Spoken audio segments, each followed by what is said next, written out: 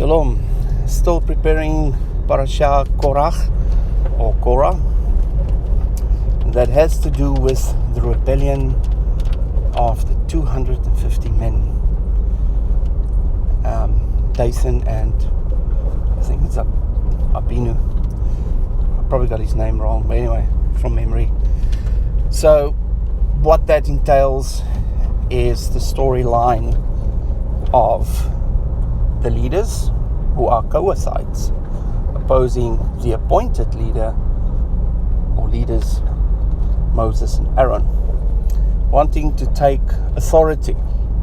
Now if we just read it like that, it seems like, gee, but you're arrogant, and what do you think, Yahweh appointed them, how can you come and appoint yourself? Or maybe the 250 have voted you in and you're now the man of the hour and you're not the one who want to take the place of Moshe.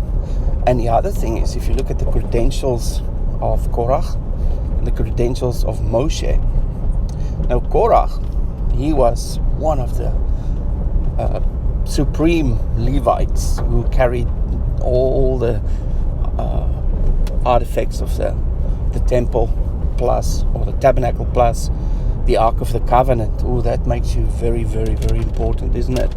In relation to the other Levites, the rest of the priesthood, as well as the people in the nation. Yes, he was a man of renown. So his credentials is he carried those things, and that makes him very important. If you look at the credentials of Moshe, he was a humble shepherd who was called to speak to Pharaoh. He didn't even have it in himself to speak. So Yahweh gave him his brother, his mouth, Aaron, to speak, or to be the mouth, so he can speak to Pharaoh. And then the deliverance of Israel happened through Moses. That's his credentials. It's the redemption of all those people is ascribed to him and his obedience and his intercession multiple times. Otherwise, they would not exist. So in the context of Mashiach, who is the one that's closest to Mashiach? Korach, carrying the birthright, the Ark of the Covenant, the symbol of the essence of the faith, which you can tone down to the title or the name religion. He's carrying the religion. Well, I don't want to use the word religion because it's not a religion. It's obedience to Yahweh and having the covenant. So he's carrying the covenant, let's rather call it that. And Moshe was like Mashiach, the Savior. And Mashiach, Yeshua, he is the one who's going to exercise or to execute the covenant. So he used the covenant. He is higher than the covenant. In the same way, Moshe is higher than Korach.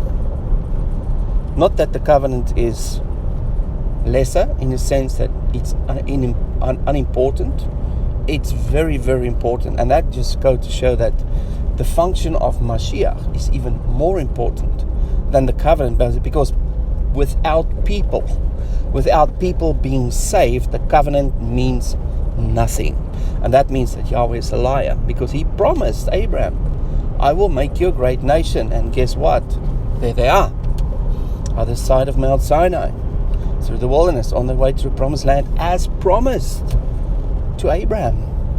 So Yahweh is a God of his word, a God of truth, and he brings his word into fulfillment. And the mechanism he used is the mechanism of salvation and redemption, to pay for the sin, to redeem, in order to give them the inheritance, which is the fulfillment of the promise that that makes Yahweh a truthful God, someone you can believe, because he's done it before, and in our cycle that we are in, he's surely going to do it again. And that's the faith we have in him. So we have faith in, first and foremost, the Father being the God of his word, and that he's got the ability, which is through the work of Mashiach, to save humanity. That's his job. And those who rebel against him, that's where we are looking at this week. Will they be saved? No, they will be lost due to their own pride, and because they fell into the hole of the Nachash. So the earth that opened up, there's a beautiful picture in the Gematria of the 250 that describe this broad open space with a slope that is deep, that opened up at the door of the commander, the tent of Moshe, where they rebelled against him. And then it said the spies are scattered. So the 10 spies were probably part of the 250, and their families and their people within their tribe scattered when they saw the earth open up and swallowed the leaders. And that's correlating with, I think it was the Horites, also the Amalekites, that are connected to the whole. Remember the Horites, they were in the wilderness, hole of the serpent, and jail, place where you kept in bondage. And then we have the Amalekites. They've got the same symbolism as the Horites, which has to do with the hole and the serpent. But this time, the serpent is in the promised land. And that's where Korah and his henchmen fell into the hole of the serpent. So did Yahweh open up the hole? Or was it the hole already there? The hole's already there. There's a saying that says, you're digging a hole for yourself. That's exactly what this represents. Is they digging a hole for themselves because spiritually they are stepping into the hole of the serpent, and they are going to fall into it. And once they fall into it, they become the prey of the serpent, and they will be in bondage under the serpent and his authority. Now the serpent is also earmarked by Pharaoh. We saw him in the promised land as well. And I'm currently studying the rest of the 3 enemies that we started with last week, the sons of Canaan.